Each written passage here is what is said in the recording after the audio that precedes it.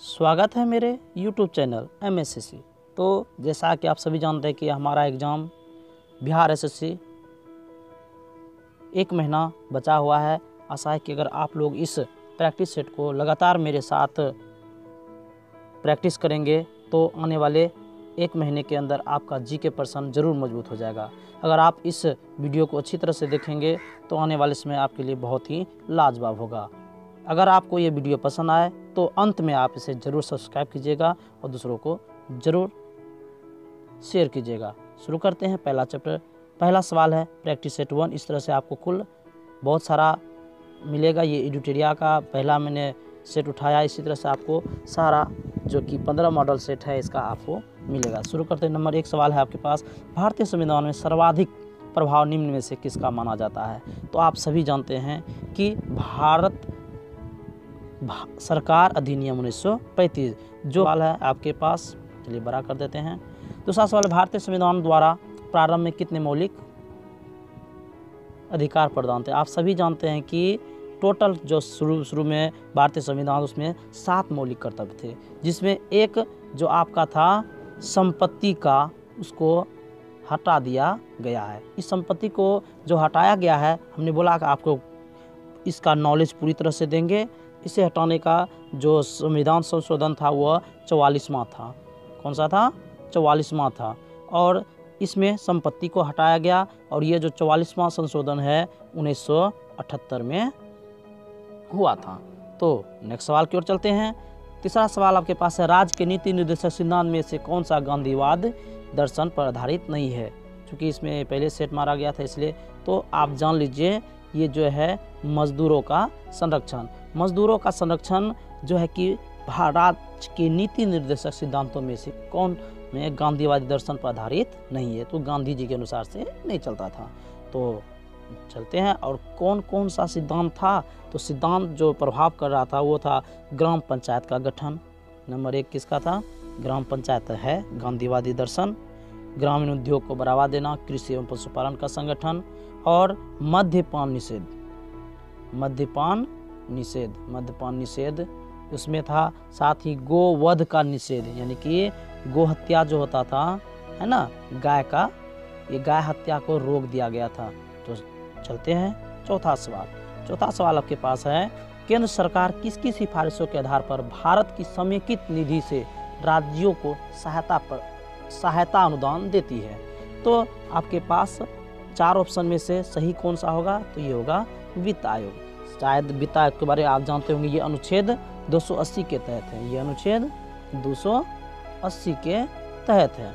280 के तहत आप जो देख रहे हैं ये अनुच्छेद है भारतीय संविधान में। और राष्ट्रपति को प्रत्येक 5 वर्ष का गठित होने वाले केंद्रीय वित्त आयोग संघ और राज्य के मध्य राजस्व के वितरण तथा भारत के समेकित निधि से राज्यों के राजस्व सहायता अनुदान पर लागू होने वाले सिद्धांत के संदर्भ में अपनी सिफारिशें देते। ये 280 के तहत है। ये थोड़ा लंबा है, चलिए इसको आप देखते हैं।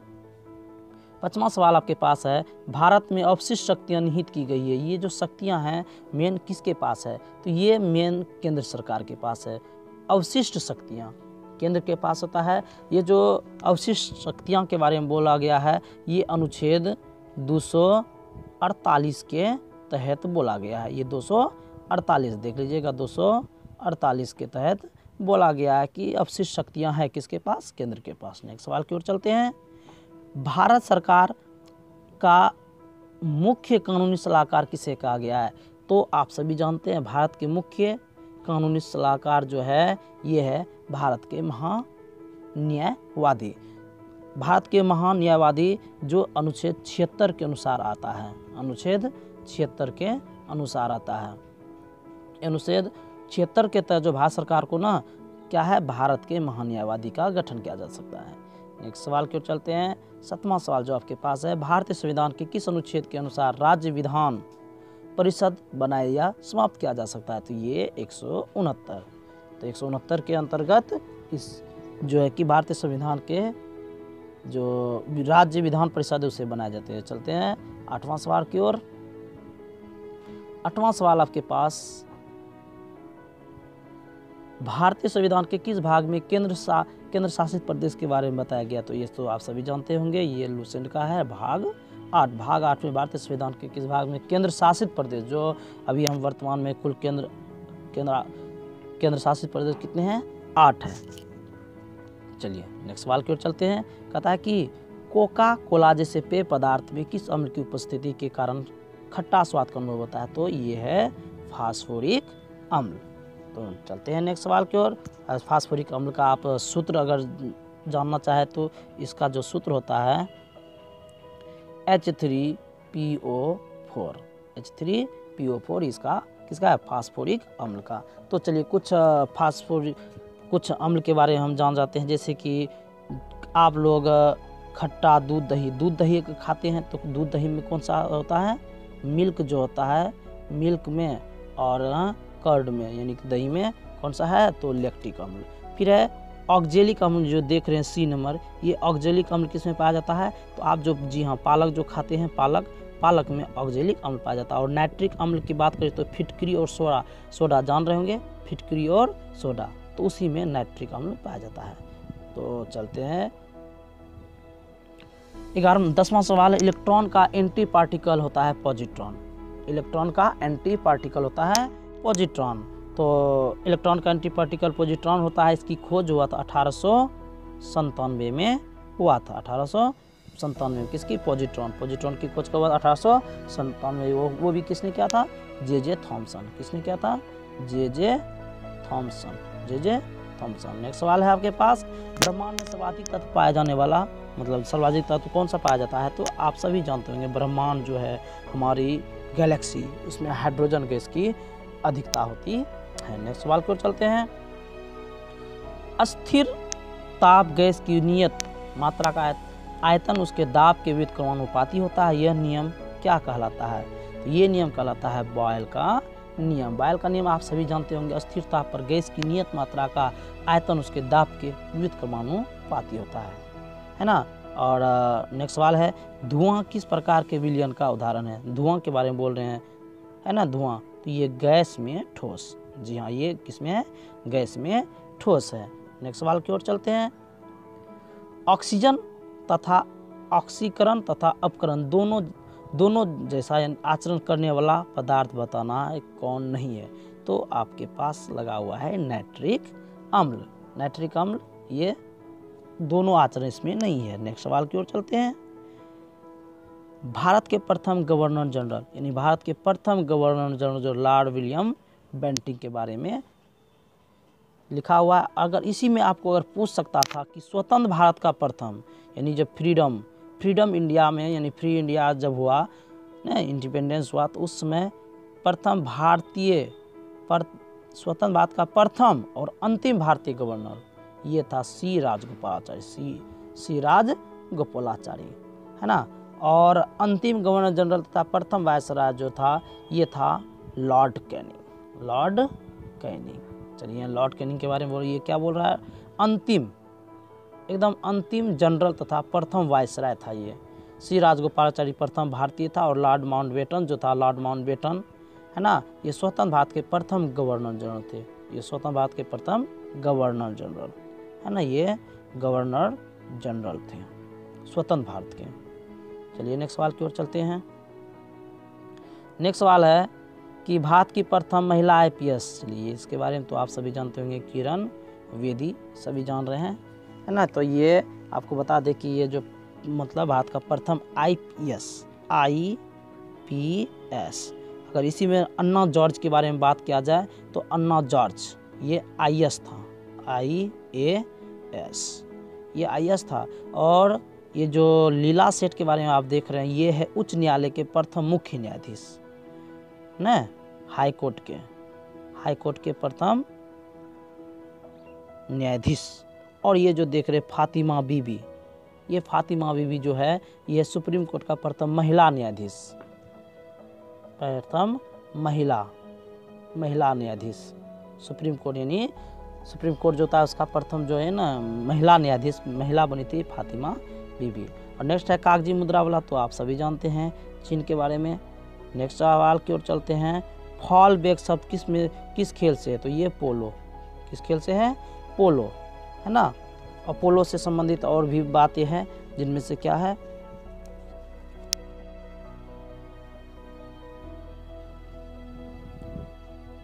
फॉलबैक, सॉरी फॉलबैक के बारे में अगर बोला जाए तो मिस हो गया, पोलो नहीं, ये होगा कुश्ती। कुश्ती, कुश्ती में आप कुश्ती में ही शब्द है, एक है फॉलबैक, एक है डॉग फॉल, एक है डॉग फॉल, डॉग फॉल, एक है पुल, पुल, एक है चित, चित। आप सभी जाने कुश्ती अगर खेलते होंगे तो चित करता है ना, चित करता है तो उसे पॉइंट अलग से मिलता है, उसी में तो अंतिम पॉइंट रहता है। चलते हैं नेक्स्ट सवाल की ओर। भारत ने सर्वप्रथम किस वर्ष अंतर्राष्ट्रीय राष्ट्रमंडल खेल, जी हाँ राष्ट्रमंडल खेल के बारे में बोल रहा है तो ये 1934 होगा। ये 1934 राष्ट्रमंडल खेल का आयोजन, प्रथम राष्ट्रमंडल खेल का आयोजन अगर बोला जाए तो 1930 में हुआ था, प्रथम 1930 में, फर्स्ट राष्ट्रमंडल खेल जो हुआ था 1930 में हुआ था, और ये हैमिल्टन कनाडा में हुआ था, है ना। चलिए नेक्स्ट सवाल की ओर चलते हैं। यदि 5 क्रमागत, चलिए ये सब तो आपका मैथ आ गया, मैथ आ गया। चलते हैं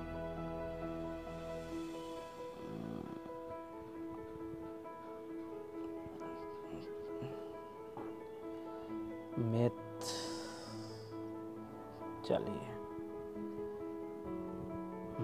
चलिए ये 45 नंबर से शुरू होता है। भारत के किस राज्य का समुद्री तट रेखा सबसे अधिक लंबा है? तो आप सभी जान रहे हैं गुजरात, आप सभी जान रहे हैं, तो ये गुजरात है, गुजरात। और आप सभी जानते हैं गुजरात जो है भारत में टोटल मिला के जो समुद्र के किनारे, ये भारत हो गया, ये समुद्र के किनारे जो भी है टोटल 9 गो राज्य है, 9 राज्य। कितने राज्य हैं? 9 राज्य समुद्र तट से है, जिनमें गुजरात सबसे ज़्यादा। और सबसे छोटा अगर रेखा बोला जाए तो यहाँ पे आपका गोवा है, गोवा सबसे छोटा, सबसे छोटा, है ना। चलिए नेक्स्ट सवाल की ओर चलते हैं। कहा गया है कि निम्नलिखित में से कौन सुमेलित नहीं है? आपको पर्वत दर्रा दिया गया है, राज दिया गया, जैसे सिपकिला का हिमाचल, बमडिला का अरुणाचल, नाथुला का मेघालय, जोजिला का जम्मू कश्मीर। तो इसमें से आपको बताना है कौन सा गलत है। तो आप सभी जानते हैं अगर याद किए हैं तो। चलिए नाथुला जो है ये मेघालय में नहीं है, ये कहाँ है? ये है आपका सिक्किम, जी हाँ सिक्किम में है। चलिए नेक्स्ट सवाल की ओर चलते हैं। सवाल है सुबनसिरी निम्नलिखित में से किसकी सहायक नदी है? सुबनसिरी, तो ये है आपका ब्रह्मपुत्र का। चलिए ब्रह्मपुत्र के बारे में थोड़ी सी हम जानकारी लेते हैं। ब्रह्मपुत्र जो है कि ये तिब्बत से निकलती है, लगभग 2900 किलोमीटर का लंबा सफ़र करती है। 2900, इसको बहुत मतलब लंबा नदी बोला जाए। इसका सहायक नदी जो है इसमें से एक है सुबनसिरी जो आपके सामने में है, दूसरा है कामेंग मानस संकोश, कामेंग मानस संकोश। क्या क्या बोले हैं? कामेंग मानस संकोश। आप सिर्फ अच्छी तरह से सुनेंगे ध्यानपूर्वक, 1 से 2 बार अगर वीडियो देख लेंगे तो 100% आपको याद हो जाएगा। चलते हैं, भारत में सर्वाधिक भू क्षेत्र में कौन सी मिट्टी? तो आप लोगों को याद रखना है जलोढ़ मिट्टी। भारत में सबसे ज़्यादा मिट्टी पाई जाती है। नेक्स्ट सवाल है आपके पास 49 नंबर है। निम्नलिखित में से कौन सी जल विद्युत परियोजना जम्मू कश्मीर में नहीं है? जी हाँ, फिर आ गया है कि इसमें जम्मू कश्मीर में कौन कौन है? सलाल, उड़ी, दुलहस्ती, पार्वती, कौन कौन है? तो निम्नलिखित में कौन सी जल विद्युत परियोजना जम्मू कश्मीर में नहीं? तो जम्मू कश्मीर आपका पार्वती जम्मू कश्मीर में नहीं। ये कहाँ है आपका? HP बोले तो हिमाचल प्रदेश। नेक्स्ट सवाल की ओर चलते हैं। निम्न में से किस राष्ट्रीय जलमार्ग की लंबाई सर्वाधिक है? आप देख रहे हैं आपके पास 4 नेशनल जो वाटर मार्ग है, जलमार्ग है राष्ट्रीय, NW1, NW2, NW3, 14, NW4। तो आप इसमें बताएंगे सबसे ज़्यादा जो सबसे लंबा वाला है तो ये है NW4, NW4 है, जिसकी लंबाई जो आप बोला जाए इसका 2890 किलोमीटर माइल, 2890 किलोमीटर, बहुत लंबा नेशनल राष्ट्रीय जलमार्ग है। चलिए नेक्स्ट सवाल की ओर चलते हैं। लाल बहादुर शास्त्री अंतर्राष्ट्रीय हवाई अड्डा कहाँ है? तो ये आपका वाराणसी में हो जाएगा। और जो वाराणसी में आपका लाल बहादुर शास्त्री का हवाई अड्डा है, जबकि पटना में जयप्रकाश नारायण का। पटना में कौन है? जयप्रकाश, जी हाँ जयप्रकाश के बारे में जान, लोकनायक के बारे में। और लखनऊ में जो है चौधरी चरण सिंह का, लखनऊ जो देख रहे हैं ये चौधरी में, ये चौधरी चरण सिंह, चौधरी चरण सिंह। और कोलकाता तो आप सभी जानते हैं नेताजी का राज है ना, नेताजी। नेक्स्ट सवाल पर चलते हैं। निम्नलिखित में से कौन उष्णकटिबंधीय घास स्थल नहीं है? तो इसमें से आपका पंपास जो है उष्ण नहीं है, ये उष्ण नहीं है, पंपास उष्ण नहीं है ना। तो ये क्या है? शीतोष्ण है। ये कौन सा है? शीतोष्ण है ना, शीतोष्ण, शीतोष्ण। जबकि आपको अगर इसमें बोला जाए सवाना अफ्रीकी है, सवाना कहाँ है? Africa. Compass Brazil, AF BR और लानोस जो है ये वेनेजुएला, VNJ है ना, तो वेनेजुएला। अगर आप ध्यान से अगर सुनेंगे ये सभी जो भी तीनों है, ये तीनों क्या है? ये देखिए तीनों 1 2 3 ये सब है उष्णकटिबंधीय, जबकि पंपास क्या है? शीतोष्ण। ओके, आशा है कि आप लोगों को ये अच्छा लगा होगा। देखते हैं नेक्स्ट सवाल की ओर। कहता है कि प्रथम पृथ्वी सम्मेलन, ये आप रियो डी जेनेरियो के बारे में बोल रहे हैं ना, 1992। तो भाई अगर आप लोगों को पसंद आ रहा हो सही में, चूँकि लंबा टाइम लगेगा लेकिन आपको एक अगर देंगे तो इसमें बहुत सारा क्वेश्चन आपको हम कवर करा रहे हैं। नेक्स्ट सवाल की चलते हैं। नेक्स्ट सवाल आपके पास है, राष्ट्रीय पर्यावरण अभियांत्रिकी शोध संस्था NEERI नीरी कहाँ है? तो ये आपका नीरी नागपुर में आएगा। तो चलते हैं नेक्स्ट सवाल के। पर्यावरणीय संरक्षण के लिए ग्रीन आर्मी कहाँ प्रारंभ किया गया है? तो ग्रीन आर्मी ये आपका ऑस्ट्रेलिया में प्रारंभ किया गया है। पर्यावरण संरक्षण के लिए ग्रीन आर्मी जो है कि यानी कि पर्यावरण को सुरक्षा प्रदान करे, तो ये इसका जो प्रारंभ शुरू किया गया वो ऑस्ट्रेलिया से। ऑस्ट्रेलिया की राजधानी तो आप सभी जानते होंगे कैनबरा होगा। नेक्स्ट सवाल की ओर चलते हैं। सवाल है आपके पास, समुद्री वातावरण में मुख्य प्राथमिक उत्पादक है, इसके बारे में जानना है। तो समुद्री वातावरण जो है यानी समुद्र के आसपास में सबसे ज़्यादा कौन सा उत्पादन होता है? ये होता है फाइटोप्लैंक्टन्स। ये एक प्रकार का जो है उत्पादक है जो प्रकाश संश्लेषण द्वारा ऊर्जा प्राप्त करते हैं। किसके द्वारा? प्रकाश संश्लेषण के द्वारा। तो अगला सवाल आपके पास है, मॉन्ट्रियल प्रोटोकॉल निम्न से किससे संबंधित है? तो ये तो अभी सभी जान रहे हैं, ओजोन परत। आप सभी जानते हैं ओजोन परत बहुत ही अभी बहुत बड़ी क्या है, सबसे समस्या बन गया है हमारे पूरे विश्व के लिए। तो ओजोन परत के लिए मॉन्ट्रियल प्रोटोकॉल जो है ओजोन परत के संरक्षण के लिए है। ये 1 जनवरी 1989 में, 1 जनवरी 1989, सबको ध्यान रखिएगा, बहुत मायने रखता है। 1 जनवरी 1989 को प्रारंभ किया गया। इसका मतलब वही उद्देश्य है कि क्लोरोफॉर्म कार्बन जो CFC जो है इसका निपटारा करना। नेक्स्ट सवाल आपके पास है कि निम्न में से कौन सी सभ्यता अपने नगर नियोजन के लिए प्रसिद्ध थी? निम्न में से कौन सी सभ्यता अपने नगर नियोजन के लिए प्रसिद्ध थी? तो आप सभी पढ़े हैं बहुत अच्छी तरह से, अगर इंटर वगैरह पढ़े हैं तो देखिए, मेसोपोटामिया की सभ्यता, फारस की सभ्यता, मिस्र की सभ्यता। अभी जो आप तीनों देख रहे हैं ये तीनों से बड़ी है सिंधु घाटी की सभ्यता, इसका मतलब ऑप्शन डी होगा। और इसमें नगर जैसी बात है, आज से लगभग 5000 वर्ष पहले ये घटना घटा है। उसमें जब देखा तो ये नगर के जैसा इसको लगा। सभी मतलब जो इतिहासकार है उन्होंने सर्च किया तो पता चला ये 5000 वर्ष पहले की घटना है सिंधु घाटी। और ये जो देख रहे मिस्र, फारस, मेसोपोटामिया, इन सबसे 3 गुनी बड़ी है। कितना गुना? 3 गुना बड़ा है। चलिए नेक्स्ट सवाल की ओर चलते हैं। प्राचीन भारत के प्रसिद्ध शासक जिन्हें अपने जीवन के अंतिम दिनों में जैन धर्म को अपनाया, कौन था? जैन धर्म ये था आपका चंद्रगुप्त। कौन था? चंद्रगुप्त। चंद्रगुप्त के बारे में थोड़ी सी जानकारी हम दे दें कि इसने अंतिम जीवन में जैन धर्म को अपना लिया और उसका जो साधु था उसका नाम था भद्रबाहु। ये सवाल आ सकता है, भद्रबाहु किससे दीक्षा लिया था? भद्रबाहु से। उसने दीक्षा लेकर ये चला गया कहाँ? श्रवण बेलगोला चला गया और वहाँ पे 298 में, कितना में? 298 ईस्वी में, 298 ईस्वी में इसने क्या किया, एक होता है संलेखन क्रिया, उपवास, जैसे हम लोग पूजा पाठ करते उपवास रहते दिन भर, तो वैसे ही उपवास रह के अपने आप शरीर को त्याग देना। चलते हैं नेक्स्ट सवाल की ओर।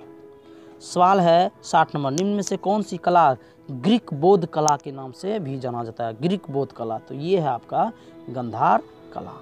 नेक्स्ट चलते हैं 61 नंबर है, चंगेज खान ने किसके शासनकाल में भारत की सीमाओं पर आक्रमण किया था? तो ये क्या था, इल्तुतमिश। इल्तुतमिश, तो इल्तुतमिश के बारे में तो आप सभी जानते ही होंगे। चंगेज खान के बारे में पहले देखते हैं। चंगेज खान जो थे मंगोल आक्रमणकारी थे, जिन्हें जलालुद्दीन का पीछा करते हुए इल्तुतमिश के शासक काल में सिंध पर आक्रमण किया। तो इल्तुतमिश कहाँ का था, ये पता चल गया आप लोगों का, सिंध का। नेक्स्ट सवाल की ओर चलते हैं। दिल्ली सल्तनत का अंतिम वंश कौन था? तो दिल्ली सल्तनत वंश कौन था? लोदी वंश। लोदी वंश, और लोदी वंश के संस्थापक था बहलोल। ये जो बहलोल है, ये लोदी वंश के संस्थापक, इसके संस्थापक कौन है? बहलोल। बहलोल। नेक्स्ट सवाल की ओर चलते हैं। सवाल है, अकबर द्वारा शुरू किया गया नया धर्म दीन इलाही जो है, ये इसका मूल उद्देश्य क्यों अकबर ने इसका स्थापना किया था? तो इसका मूल उद्देश्य था विश्व बंधुत्व। विश्व बंधुत्व, और ये जो विश्व बंधुता है, विश्व बंधुत्व में पूरे धरती पर जो है सबको अपना भाई भाई बन समझना, यानी कि एक दूसरे को संबंध में जोड़ना। इसकी स्थापना कब हुआ था? दीन इलाही मतलब कब बना था? ये 1582। कब बना था? 1582। चलिए नेक्स्ट सवाल है, भारतीय राष्ट्रीय कांग्रेस के प्रथम मुस्लिम अध्यक्ष, चलिए बदरुद्दीन तैयब जी थे। इसके बारे में थोड़ी बहुत जानकारी तो आप लोगों को रखना ही है कि ये जो बदरुद्दीन तैयब जी थे भारतीय राष्ट्रीय मुस्लिम थे। और कब का घटना है ये है 1887, जबकि इसकी स्थापना कब हुआ था? 1885। कब हुआ था? 1885, है ना। A.O. ह्यूम ने किया था और अध्यक्ष यही बने थे। और देखते हैं कुछ इसके बारे में जान लेते हैं कि ये जो स्थापना हुआ था कब हुआ था? 28 दिसंबर। कब? 28 दिसंबर, है ना। 28 दिसंबर को। प्रथम अध्यक्ष के बारे में बोले, स्थापना बोलेगा A.O. ह्यूम। A.O. ह्यूम, है ना। A.O. ह्यूम याद रखिएगा, ये हुआ। और अगर बोला जाएगा प्रथम अध्यक्ष, व्योमेश चंद्र बनर्जी, है ना। चलिए अगला 65 नंबर है, साबरमती आश्रम की स्थापना गांधी जी द्वारा कब? तो ये 1917 में किया गया। नेक्स्ट सवाल है, निम्न में से किस घटना के पहले सविनय अवज्ञा आंदोलन शुरू हुआ था? तो बहुत अच्छा क्वेश्चन है। निम्न में से किस घटना के पहले सविनय अवज्ञा आंदोलन हुआ था? मतलब कोई घटना घटा था तब जाके सविनय अवज्ञा आंदोलन, यानी किस घटना के पहले सविनय? तो इससे भी पहले एक घटना घट चुका था। तो कौन सा घटना घटा था? तो ये आपका घटा था गांधी इरविन समझौता। ये 1931 में हुआ था। ये 1931, है ना। पूना पैक्ट के बारे में बोल देते हैं, ये हुआ था 1932। और चोरी चोरा 22, है ना, 22। और साइमन कमीशन जो हुआ था 28। तो अभी आप बता सकते हैं कि सबसे पहले ये जो सविनय अवज्ञा आंदोलन हुआ था ये हुआ था 30 में, 1930 में। तो इससे पहले, है ना, इससे भी पहले कौन हो चुका था, यानी कि घटना के पहले सविनय हुआ था, तो ये हो जाएगा गांधी इरविन समझौता, है ना। नेक्स्ट सवाल है और चलते हैं। नेक्स्ट सवाल है आपके पास, रविन्द्रनाथ टैगोर को गीतांजलि निम्न से किसका संग्रह है? ये जो गीतांजलि आप लोग सुने होंगे, बहुत सुने होंगे, जैसे रविन्द्रनाथ टैगोर के द्वारा जन गण मन अधिनायक राष्ट्रगान जो गाते हैं, तो उस ये गीतांजलि इसका लिखा हुआ बहुत फेमस है किताब। इसमें कविताओं के बारे में है। किसके बारे में कहा गया?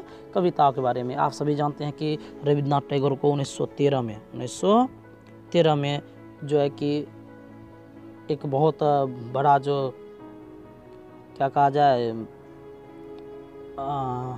नोबेल प्राइज़ याद नहीं आ रहा था, नोबेल प्राइज़ को मिला था 1913 में, और प्रथम भारतीय था, प्रथम भारतीय। नेक्स्ट सवाल है, भारत ने किस देश को हराकर पहली बार थॉमस कप जीता। तो ये है इंडोनेशिया। कितना है? इसको 3-0 हराया, 3-0 पे। इंडिया ने 3 स्कोर किया और इंडोनेशिया ने मात्र 0। तो ये बहुत बड़ी जीत थी भारत का। नेक्स्ट है, हाल ही में भारत के नए मुख्य निर्वाचन आयुक्त किसे बनाया गया? हाल ही में, तो ये है राजीव कुमार। कौन है? राजीव कुमार। ये 2025 तक अभी रहने वाले हैं इस पद पर। और ये आए कब थे? तो ये बोला जाए इसको 25वें मुख्य निर्वाचन है 25वें मुख्य निर्वाचन आयुक्त है।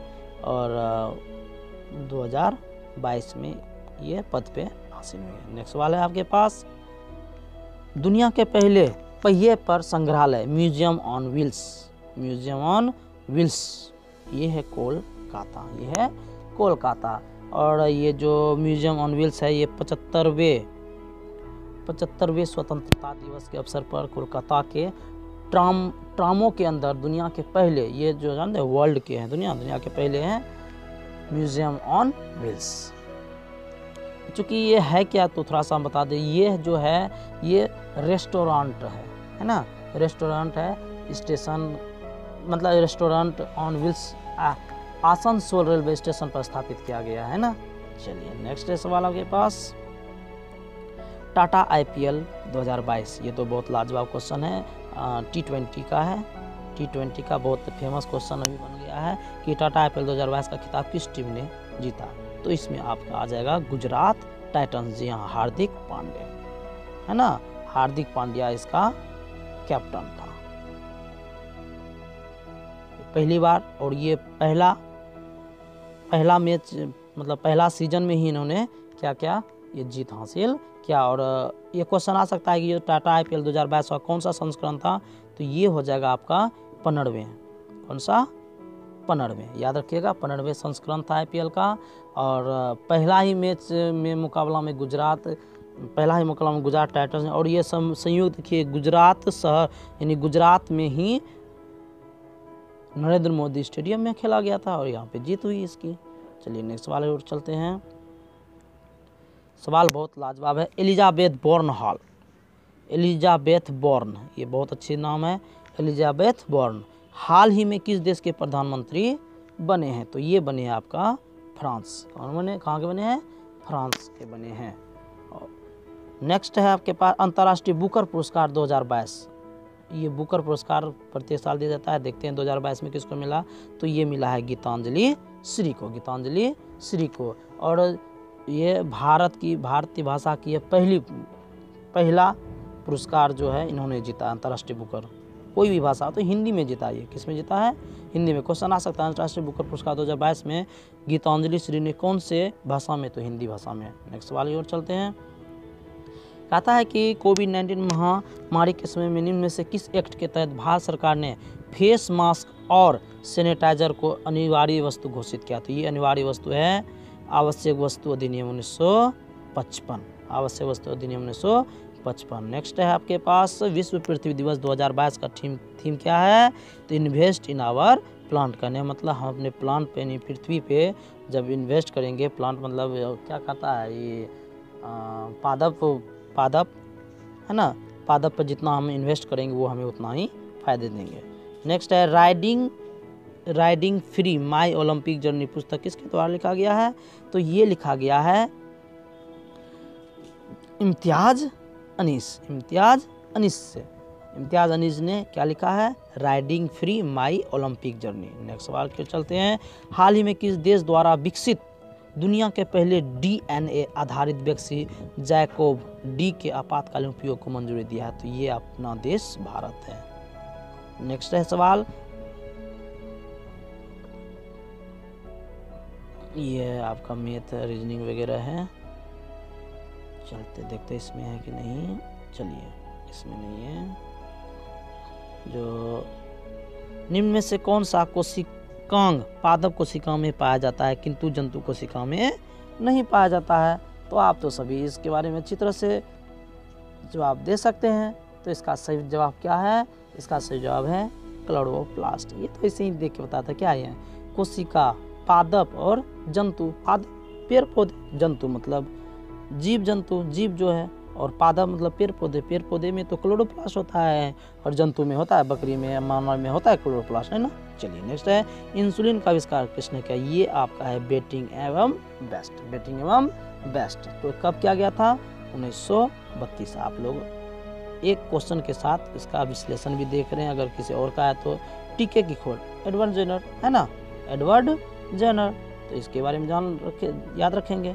नेक्स्ट है सवाल है, दो अस्थियों को एक दूसरे से, अस्थि है ना, अस्थि मतलब हड्डी को एक दूसरे से किसी अन्य संयोजक द्वारा जुड़ी हो सकती है, जिसे क्या कहते हैं? तो उसे कहते हैं स्नायु, स्नायु, जिसको स्नायु कहते हैं। इसका मतलब है कि स्नायु का अर्थ है क्या? Ligament, ligament. नेक्स्ट सवाल है, सवाल नंबर 132। सवाल है, निम्न में से कौन सा सही सुमेलित नहीं है? इसमें से आपको बताना कौन गलत है ना। तो विटामिन B1 थायमिन बिल्कुल सही है ना। फिर है vitamin D calciferol, vitamin A ascorbic गलत बात है, विटामिन B12 साइनोकोबाल, तो ये आपका C गलत है। तो इसका चूंकि विटामिन A का क्या नाम है? रेटिनॉल। क्या है?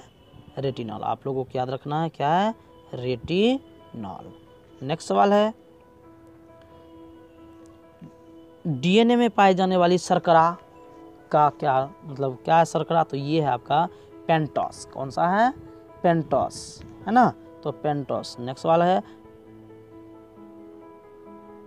टैक्सिकोलॉजी का संबंध किसके अध्ययन से है? तो ये है आपका विषों के अध्ययन से। विष जो जहर होता है, आदमी खा के मर जाता है, या जो भी पशु जो भी खाता है सब मर जाता है ना।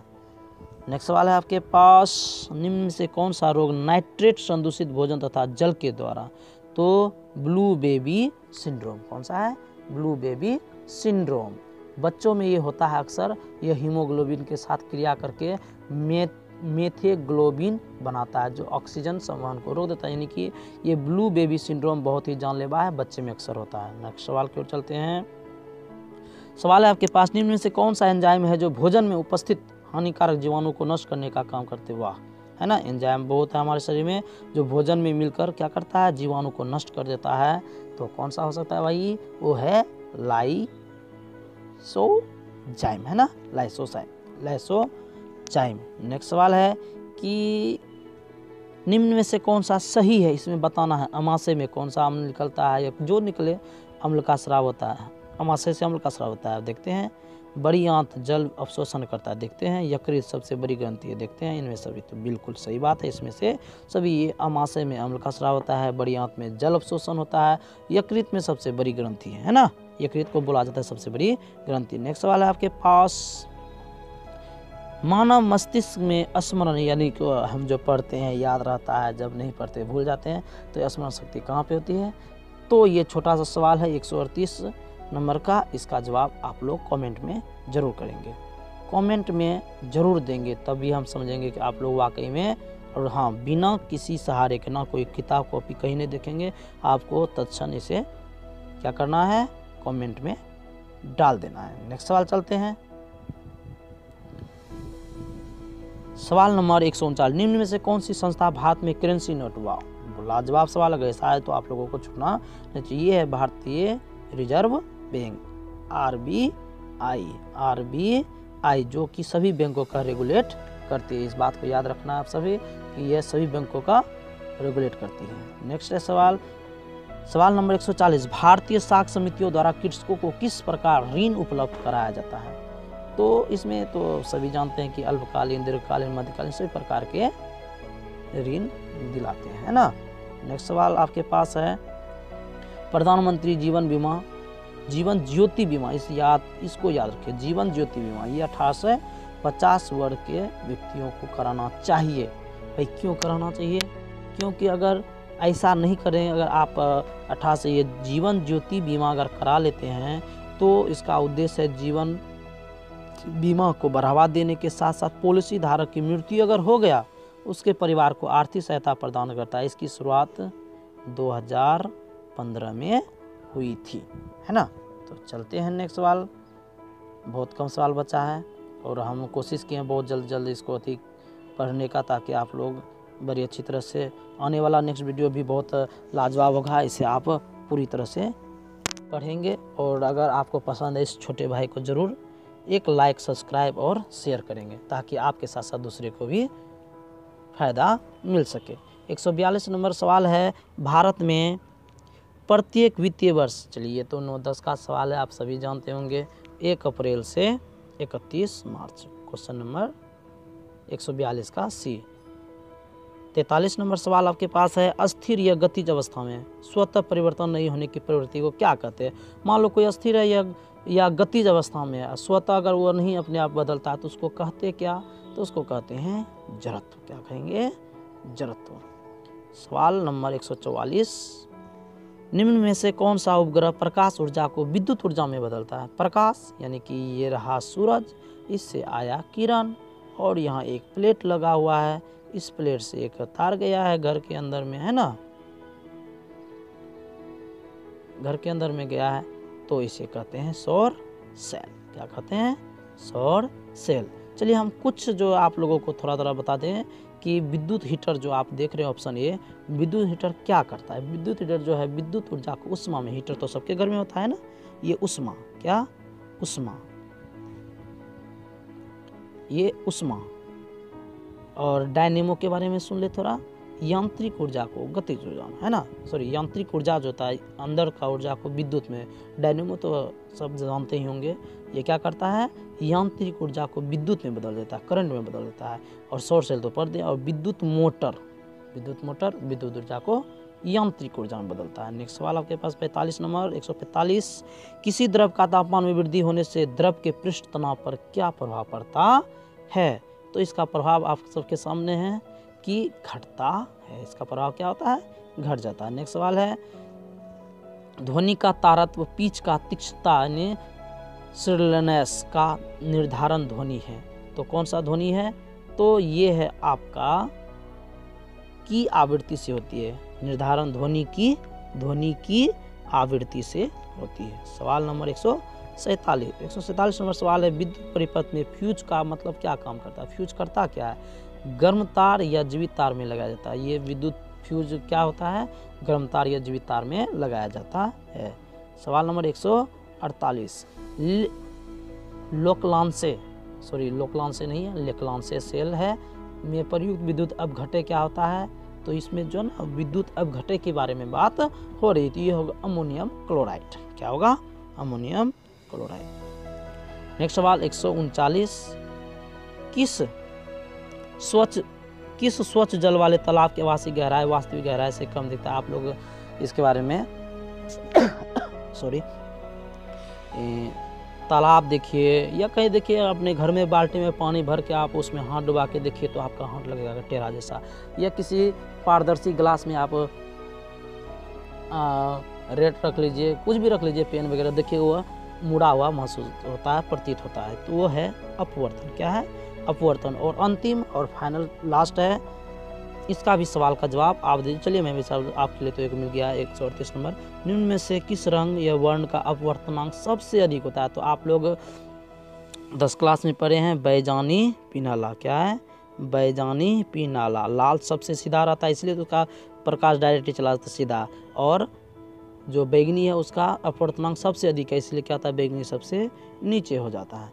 तो गाइज मित्रों, अगर आप लोगों को ये सीरीज पसंद आ रहा है तो आप लोग ज़रूर कमेंट कीजिएगा, ताकि मैं पूरे जोश के साथ नेक्स्ट वीडियो सेट 2, 3 इस तरह से करते हुए, अगर आप लोगों का प्यार मिला तो बहुत जल्द हम अच्छे वीडियो इस पर लाने का कोशिश करेंगे। अगर बीच में कोई प्रॉब्लम हो गया हो, हमसे कोई गलती हो गया, तो आप ज़रूर कमेंट कहिएगा कि भाई ऐसे कीजिए, मैं आपकी बातों को फॉलो करूँगा। मिलते हैं नेक्स्ट वीडियो में। जय हिंद, जय भारत।